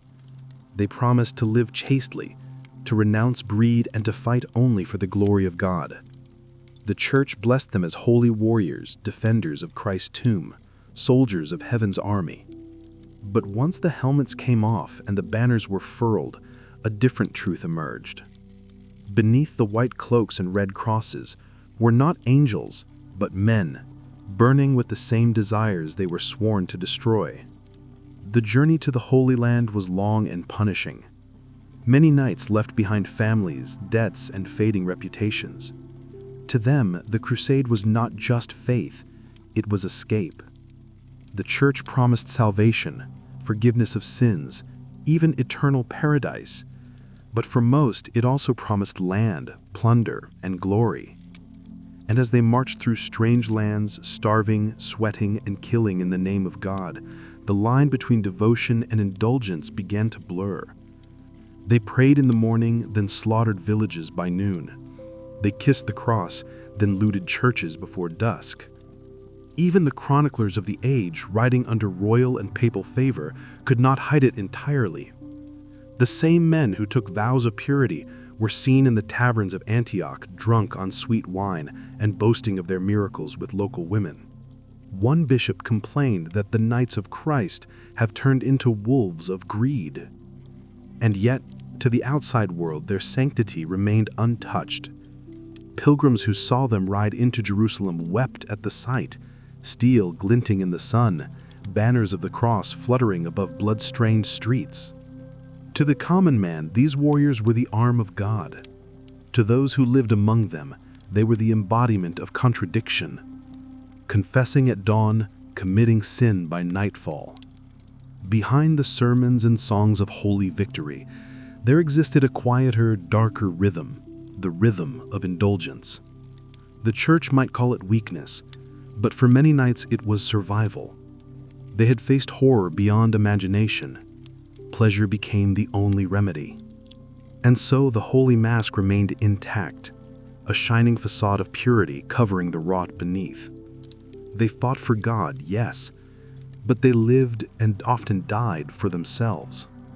Jerusalem, the city of God, was supposed to be the heart of holiness. Yet under Crusader rule, it often resembled a marketplace of temptation. By day, pilgrims from every corner of Christendom filled its streets with prayers and processions. By night, the same alleys pulsed with laughter, wine, and flesh. Where relics were sold by priests, pleasure was sold by women. The Holy Land had become profitable, and sin had become its most reliable currency. Brothels stood only a few streets away from the Church of the Holy Sepulchre. Knights who had sworn chastity marched into them beneath the cover of darkness, their crosses hidden beneath cloaks. Chroniclers in the East spoke of women of all nations and tongues gathering near the Crusader camps. Greek courtesans, Syrian dancers, even widows of fallen soldiers. They served not only as comfort, but as business.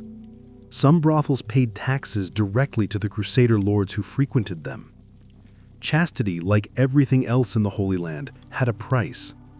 Wine flowed just as freely. Imported from Cyprus and the ports of Italy, it filled the taverns that lined the markets of Acre and Tyre. Soldiers drowned their guilt in it, boasting of victories and sins alike. Gambling tables stood beside shrines. Dice rolled while monks chanted in nearby chapels. Even relic sellers, those who claimed to trade in the bones of saints, were often little more than swindlers, peddling sheep bones dipped in incense. For the common pilgrim, it was dizzying. Here stood the tomb of Christ, surrounded by merchants and drunken knights. Preachers tried to warn the faithful, calling the Crusader states Sodom reborn. But few listened. Too much gold flowed through those streets, and too many soldiers preferred indulgence to repentance. The irony was not lost on anyone. The same men who had crossed continents to cleanse Jerusalem of sin were now the ones keeping it alive. The city that was meant to redeem them became their undoing. And yet, amid all this corruption, they still prayed. They confessed, kissed their crucifixes, and rode into battle, believing God still favored them. Perhaps he did, or perhaps he merely watched, silent, as his warriors bought salvation by day and pleasure by night. For all their vows of poverty, many Crusader knights became merchants of sin in armor. War had opened trade routes across the Mediterranean, and with them came temptation, gold, spices, relics, and lies. The Holy Land was supposed to be the meeting point of heaven and earth. Instead, It became the world's most lucrative black market. Knights who once swore to die for God now smuggled his relics for profit. Crusader ports like Acre, Jaffa, and Tai thrived on corruption. Ships flying the cross unloaded not pilgrims and supplies, but barrels of stolen wine, silks looted from Byzantine churches, and perfumes from Muslim caravans. Some knights sold sacred icons to Venetian merchants who resold them to churches in Europe as genuine relics of the saints. Others carried fake holy artifacts, splinters of the true cross, vials of Christ's blood, or bones of St. Peter, and made fortunes deceiving pious buyers. The irony was divine. The men who claimed to defend the sacred were now its most profitable thieves. Bribery was everywhere. Captains paid Crusader officials to overlook the sale of Muslim slaves or to grant trading privileges forbidden by papal law. Even bishops joined the racket, blessing ships that smuggled goods straight from Muslim ports. The church thundered against greed from afar, but its local representatives often took their cut in gold. A few crusading orders, like the Templars and Hospitallers, tried to maintain discipline, but many of their rank-and-file brothers found ways to enrich themselves while preaching poverty. At night, the harbors of Acre shimmered with torchlight as cargo was unloaded in silence. Knights, disguised as dockhands, supervised shipments of spices and silver. By dawn, they knelt at Mass, crossing themselves as if no sin had passed their lips. Pilgrims, dazzled by the splendor of the holy city, never suspected that the same men guiding them to the holy shrines had been fencing stolen relics hours before. The crusade had begun as a spiritual war, but for too many, it became a business venture wrapped in scripture. Christ's soldiers, one chronicler wrote bitterly, sell his cross to pay for their sons. The greatest treasure of the Holy Land was no longer faith, it was profit. For all their prayers and pilgrimages, the Crusader knights were men of flesh before they were men of faith. Celibacy was the rule, but it was rarely the reality. Surrounded by temptation in foreign lands, the holy warriors who had sworn to resist lust often surrendered to it willingly. In the camps outside Jerusalem and Antioch, pleasure was as common as prayer and far more reliable. Women followed the armies wherever they went. Some were local prostitutes seeking safety among the knights. Others were camp followers from Europe, wives, widows, or women who disguised themselves as servants to survive. Chroniclers complained that the Crusader camps reeked of sin, filled with tents where warriors confessed their lust one night and repeated it the next. Even priests sent to guide them spiritually found themselves corrupted by proximity. One chronicler accused entire garrisons of turning Jerusalem into a brothel of Christ. The church tried to fight back with rules. Edicts forbade knights from bringing women into their camps. Soldiers caught in adultery were threatened with excommunication. But in practice, no one enforced it. Commanders needed their men calm and loyal, and nothing soothed a restless army like the promise of a woman and a cup of wine after battle. Not all the knights sought mere pleasure. Some built entire secret households in the East. They took Syrian or Armenian mistresses, fathered children, and lived like lords of a new world. In the Crusader states, where law bent to power, the church turned a blind eye as long as the tithe was paid. These unions blurred boundaries, creating generations of half-European children who carried both the sword and the scent of incense.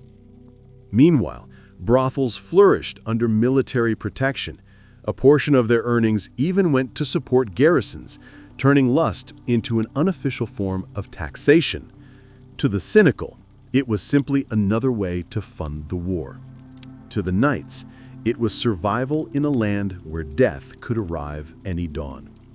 Their banners bore crosses, their oaths swore purity, but their knights told another story. In the Holy Land, faith was armor for the soul, but the body always found a way to win. If the Crusades began in piety, they were sustained by profit. Every holy banner concealed a purse, and every oath of service hid a transaction. A knight might ride for the glory of God, but he expected payment in gold, land, or power. The Pope promised heaven, but the lords of Jerusalem promised estates, and that, for many, was the true gospel. Corruption ran like blood through the veins of the Crusader states. Bribes decided everything: appointments, supplies, even absolution. Commanders paid for papal forgiveness in advance, a convenient arrangement known as sin credit. Soldiers extorted money from pilgrims under the guise of protection fees. Bishops, who preached against greed during Mass, spent their afternoons counting their cut of the spoils. In the name of purity, the holy warriors bled the Holy Land dry. Crusader castles became banks before Europe had banks. Gold seized from conquered cities, Muslim, Jewish, or even Christian, was melted and stored under chapels. One Templar commander wrote in secret that the coffers of God are heavy with blood. Yet the same wealth bought influence. Gifts to the church ensured forgiveness, and indulgences transformed robbery into righteousness. For the right price, even the dirtiest knight could polish his soul to a divine shine. Trade became another weapon of hypocrisy. Venetian and Genoese merchants, supposedly serving the crusading cause, sold weapons and grain to both sides, Crusaders and Muslims alike.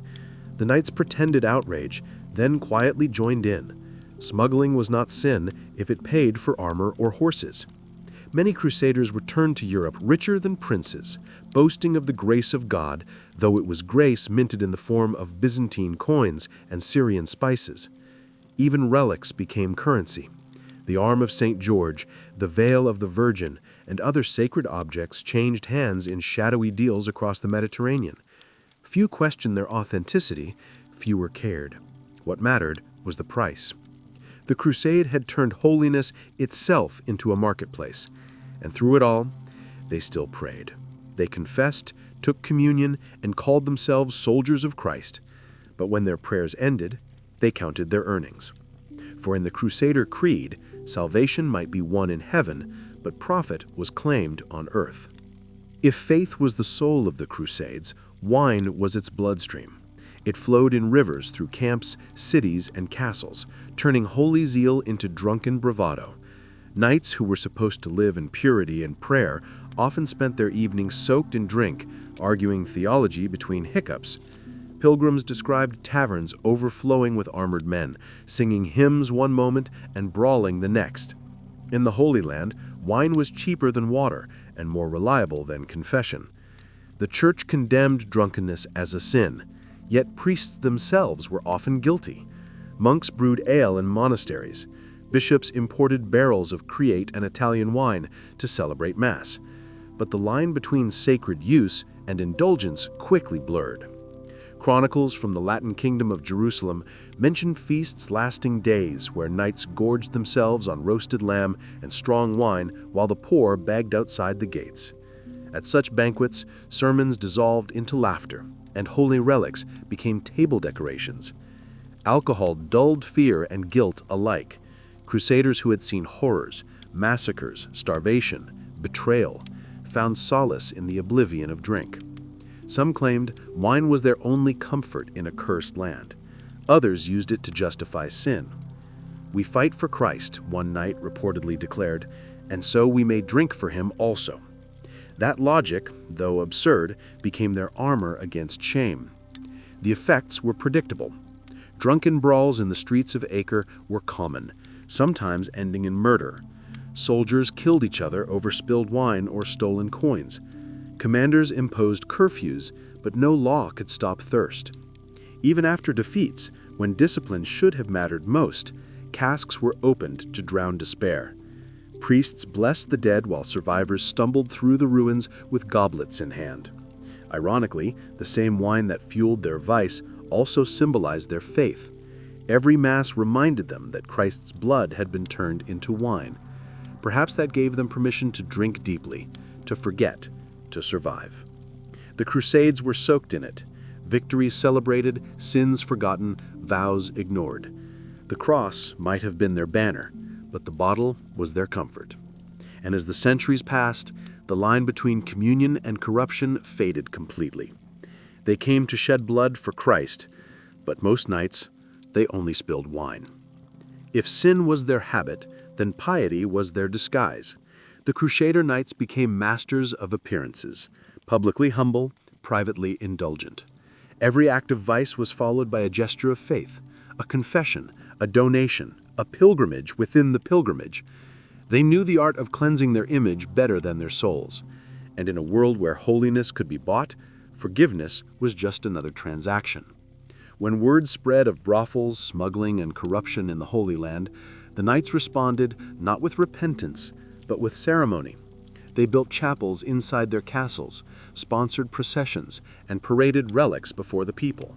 Some even paid priests to publicly bless them before entering the very same taverns they were condemned for visiting. Hypocrisy became a sacrament. They sinned in secret and prayed in public, ensuring that their reputations remained as polished as their swords.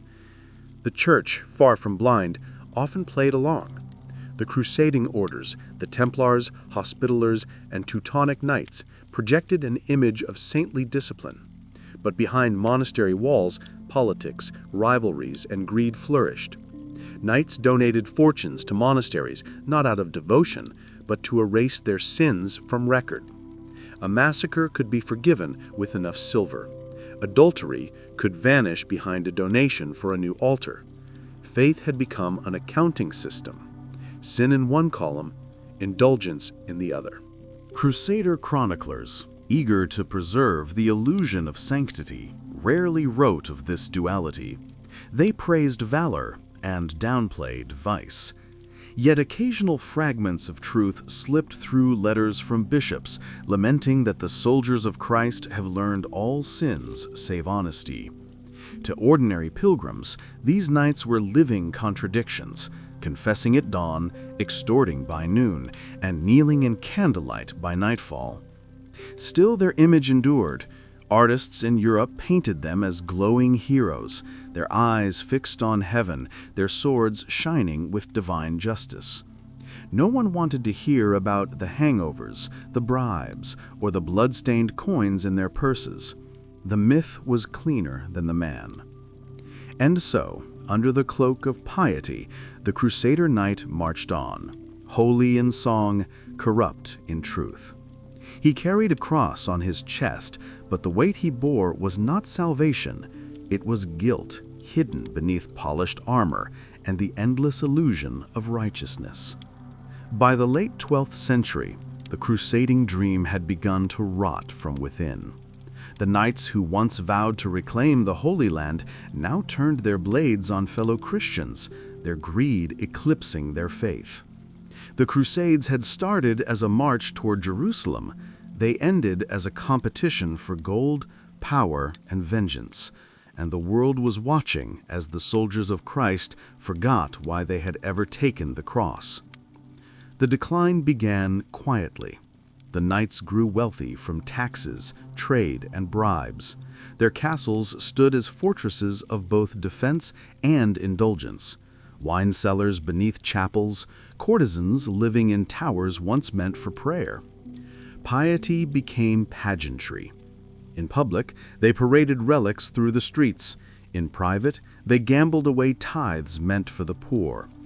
Even Crusader kings, men like Guy of Lusignan and Amalek, treated Jerusalem less as a holy duty and more as a prize to fund their dynasties. When the Muslims, led by Salah ad-Din, began to strike back, many knights were too divided or distracted to respond. Factions feuded, commanders betrayed one another, and rumors of sorcery and heresies spread like wildfire. Some sold fortresses for gold, others defected outright. The once mighty army of the cross collapsed under its own corruption. The loss of Jerusalem in 1187 was more than a military defeat. It was a spiritual humiliation. Chroniclers described knights weeping at the empty tomb, but others saw opportunity even in ruin. Relics were stolen and sold to Europe. Churches were looted under the excuse of relocation. When the news reached Rome, the Pope thundered with rage. But even he knew the truth. The Crusades had lost their soul long before they lost the city. And yet, Europe still adored them. Songs of holy valor echoed in cathedrals, while in reality, the Crusader states decayed into chaos. Few wanted to see that the warriors of God had become mercenaries of their own faith. The fall of the Crusader knight was not caused by defeat in battle, but by decay of spirit. They had conquered cities, but lost themselves. Their swords once pointed toward heaven, now they merely pointed at whatever paid the most. When the last Crusader strongholds fell in the 13th century, the age of holy war should have ended, but what it left behind was far more enduring than any victory. A legend polished clean of its filth. In Europe, bards sang of chivalry, of noble knights defending the cross against the infidel. The truth, the drunkenness, the brothel, the bribes, the hypocrisy, was quietly buried beneath hymns and stone monuments. The Crusader knight became a myth, not a man. Those who returned from the East carried their sins home in silence. Some joined monasteries, desperate for redemption. Others flaunted their wealth, building churches as monuments to both faith and guilt. Relics stolen from Jerusalem filled European cathedrals, bones of saints, chalices of gold, even splinters of the true cross, some real, most forged. The people believed, and belief was all that mattered. The Church, eager to preserve its legacy, turned the Crusades into morality plays. The knights' vices were rewritten as temptations overcome, their crimes as tests of faith. The same men who had murdered and stolen in the name of God were now depicted in stained glass as paragons of virtue. It was a triumph of illusion, the transformation of blood and lust into legend. Yet in the shadows of history, a different legacy endured. The Crusaders had spread not holiness, but habits. Greed sanctified by religion, violence excused by righteousness. They had shown Europe that sin could march under the banner of the cross and still call itself holy. That lesson would echo for centuries, shaping wars, politics, and conquest far beyond the Holy Land. And still the image of the Crusader persisted, a shining knight with a red cross sword raised toward heaven. It was comforting, easier to love than the truth. But behind that image were men who bartered relics, bedded strangers, and bled the world dry in the name of salvation. Their story is not of faith triumphant, it is of faith corrupted. They built churches on stolen gold and prayed with bloody hands. Yet perhaps that is what makes their legacy human. The Crusader knights sought heaven, but found only themselves, flawed, proud, and forever haunted by the sins they sanctified.